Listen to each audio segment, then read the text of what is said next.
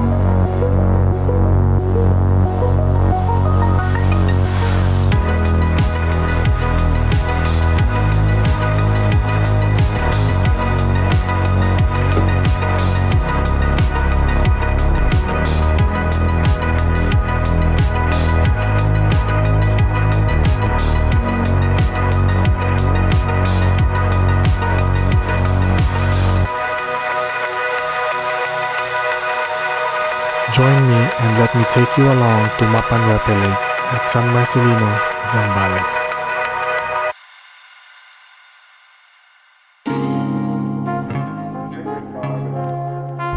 Okay, Shell Tabang, just before Tabang exit, drive out na. We're on our way to Lake Mapanuepe. In front of me is Sir June Bugtay. Akala ko kasama niya family niya, but turns out kaming dalawa lang. So yeah, Lake Mapanuepe, here we come. The glorious Mount Araya. Okay, 5:38. We are taking San Fernando exit.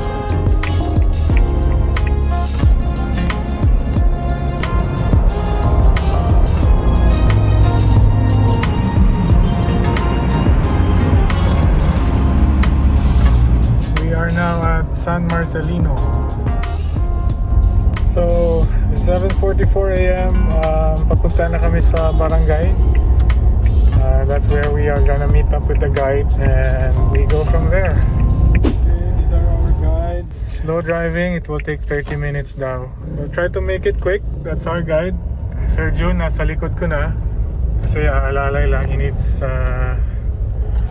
kasi 4x2 lang yung dala niya. 4x2 Kona. Tayo naka 4x4. But we might not have to use it. Depende lang. 4 high maybe. Depends. This is our first time, so the goal is to make it to camp. I'll try to focus on the driving. Okay, first river crossing done. So it's not that bad naman pala. I can take videos. Just taking it slow. So the instruction was si Sir June dapat nasa likod lang to keep his distance sa akin para makabuelo siya because he needs momentum. Dahil nga 4x2 lang yung dala niya. So yeah, it's really nice to be here. I'm excited to reach camp and this is fun. This is new and this is fun. Okay. So kailangan mo talaga ng guide kasi maraming crossroads. Yan. And mahirap maligaw. Lalo na when you're solo.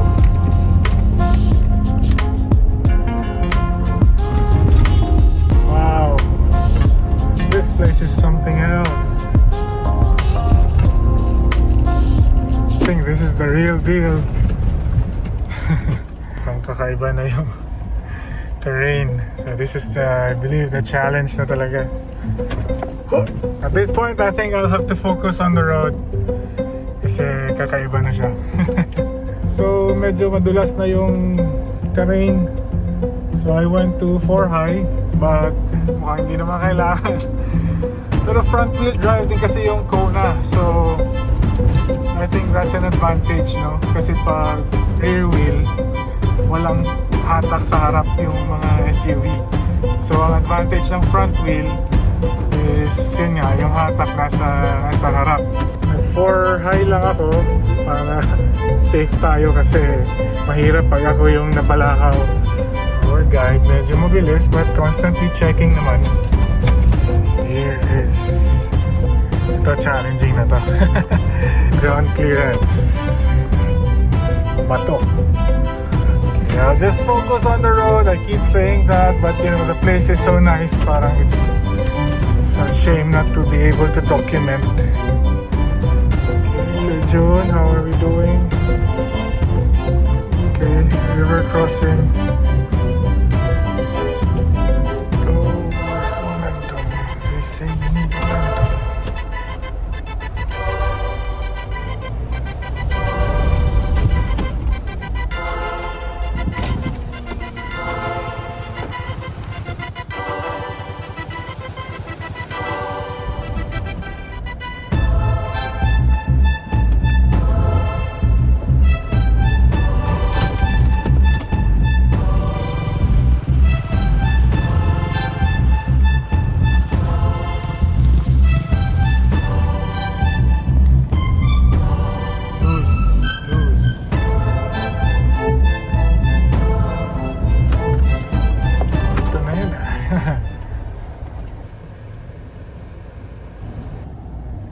It's all flat from here. I'm so excited. Good job, Sir Jun. Hyundai Kona, kayang-kaya, Lake Mapanuepe, 4x2 front wheel drive. It's a nice day to be out. Malaking bagay rin yung weather, so plan accordingly. And yeah. We went here last week of April, about halfway through the summer season in the Philippines. On a rainy day, the rivers we just passed through will be much higher and more difficult to cross. In the weeks that followed, I've seen a lot of cars successfully making it to camp. Lakasan lang ng loob talaga. And of course, responsible guides to make sure your trip will be stress-free. This was on a Sunday. The place was still packed with campers over the weekend. Everyone was having their breakfast and some probably a party. We found ourselves a nice spot under the pine trees. I set up my awning and had some light breakfast. As the day progressed, people were making their way out of the campsite. Some took the boat on their way here, and that's actually the only option to get here during rainy season. Around sundown, it was time to set up camp.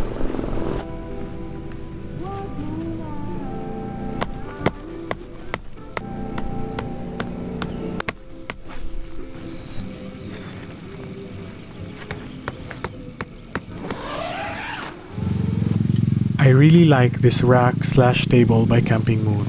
I prefer to use it as my table. It folds and fits nicely in this bag that came with it, and it's very easy to set up. Let me quickly show you.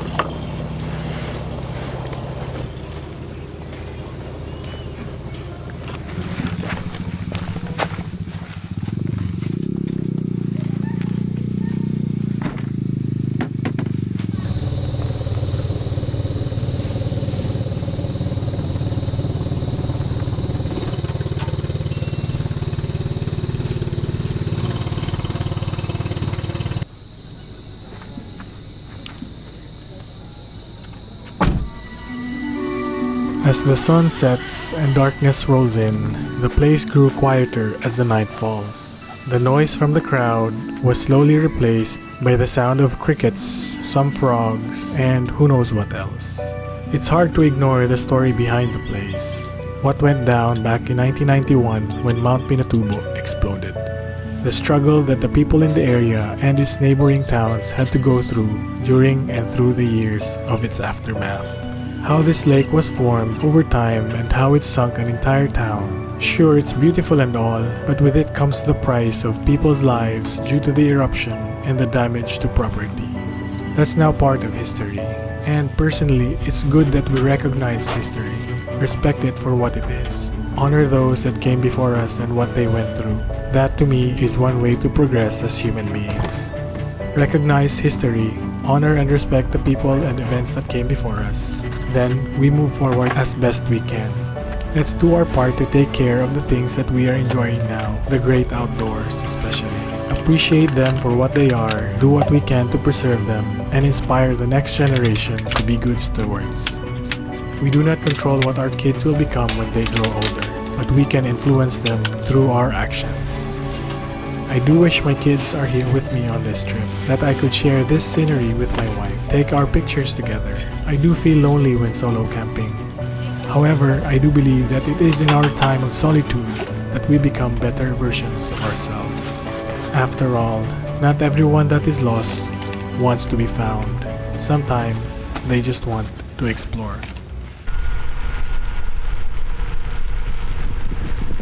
First night, Pure Foods, Pickle Express, and first rice meal of the day. Let me give you a feel and hear the sound of the place at night.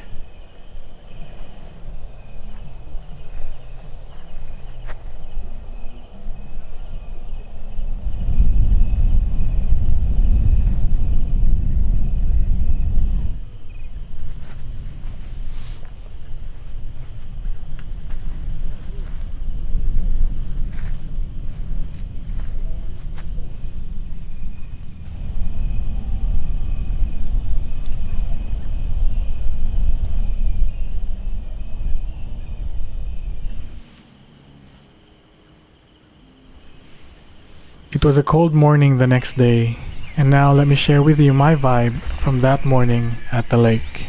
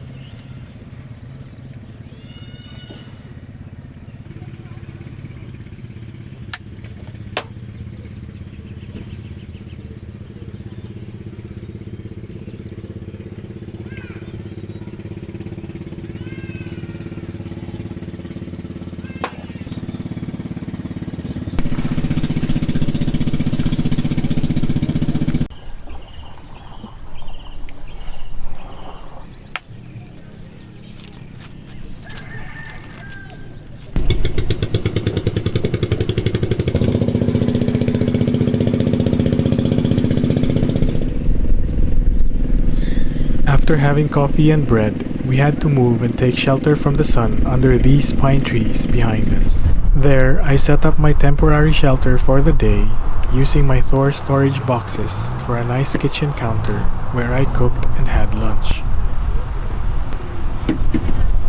Kasabay yung pili at dito sa Suzuki. Magkasama sila. Hindi. Kahapon, yung nakausap yung sasabay pa bata.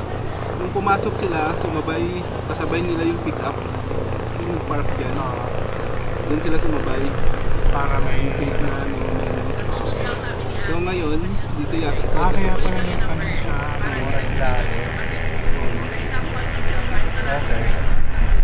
Ganda rin yung ano, gaman mo doon kung may pasok na puro rin. Hanap ka na kasabay. Tsaka ano, yung contact, tanong mo sa, di ba? Tatanong mo na, Oo, may ay pupunta oo, ba? pwede rin. Di ba? Anong oras kaya? Oo, makasabay ka na lang. Kasabay ka na lang. Tama. Ang bagay yun. Para kampante ka, di ba? Hirap, isa ka dito tapos tuwid lang.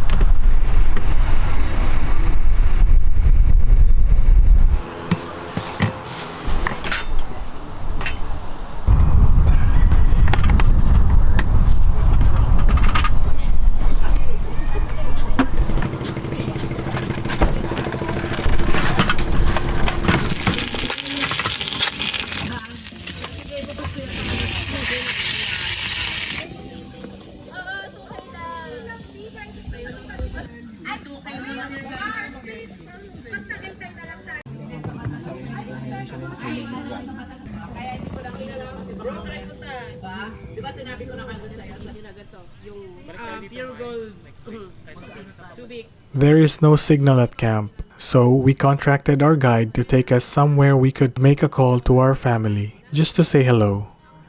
This also makes for a very good excuse to head out and have a bit of fun in the terrain.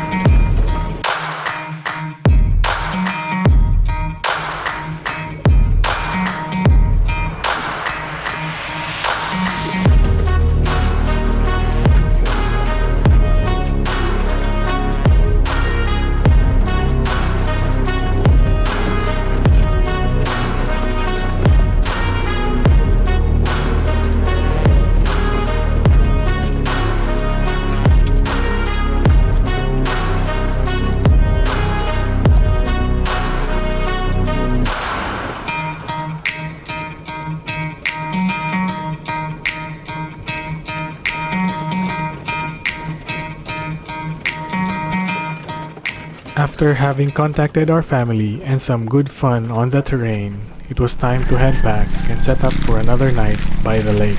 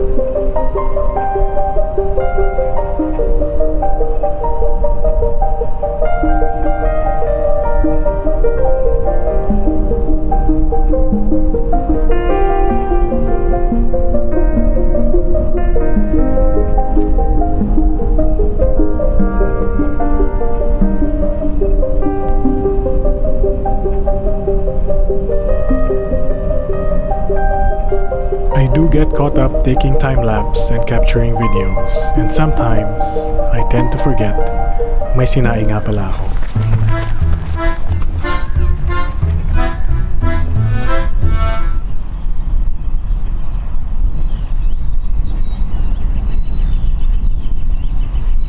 At this point, you probably know the video is pretty much over. If you're still here watching, please know it's people like you who I'm very much grateful for. Thank you always for watching. As I cook my breakfast before I break camp, let me share with you some fun facts about Mapanuepe Lake. I did have a chat with Dave, one of the guides at Lolit Rodriguez's ranch and husband of the, I would say, head caretaker. He's from Surigao as well, my hometown. He mentioned that the campsite only opened on February of this year. Yes, just this year. They're known as Phase 2. Phase 1 is where New Zealand of the Philippines was coined. Not sure when it opened, but it made the rounds on social media since last year. Maybe even before then. Dave mentioned that during the rainy season, most of the area we are standing on, basically where my tent was pitched, will have been water. Almost certainly after days of continuous rain. So during the rainy season, Mapanuepe Lake water level rises, and Lahar River flows will be difficult to navigate. Hence, they will most likely be closed for car camping, and that the only way to camp would be through the boats that you've seen in this video. If you're interested to book a trip to Mapanuepe Lake for a car camping trip, unless you're with a group of experienced overlanders or have a very capable vehicle, maybe your next chance to visit will be around the Burr months. Basically, after the rainy season. Terrain may even be not as suitable around that time. Dave mentioned that the first people to car camp are overlanders with big rigs. They open up the terrain. So for car campers like myself who just want to take the easy road to camp and relax at Mapanuepe Lake, I would say the next best bet would be summer of 2023. Of course, I could be wrong. You can follow Phase 2's group of guides headed by John Alvin together with Dave and Adrian. They work directly for Nanay Lolit. Check with them for advice on whether terrain conditions are favorable. Follow them on Facebook, link below. Again, thank you for watching. Please don't forget to click the like button and subscribe if you haven't already. Share the Mapanuepe Lake experience with your family and friends through this video if you enjoyed it. I'll see you on my next camp, and until then, stay well.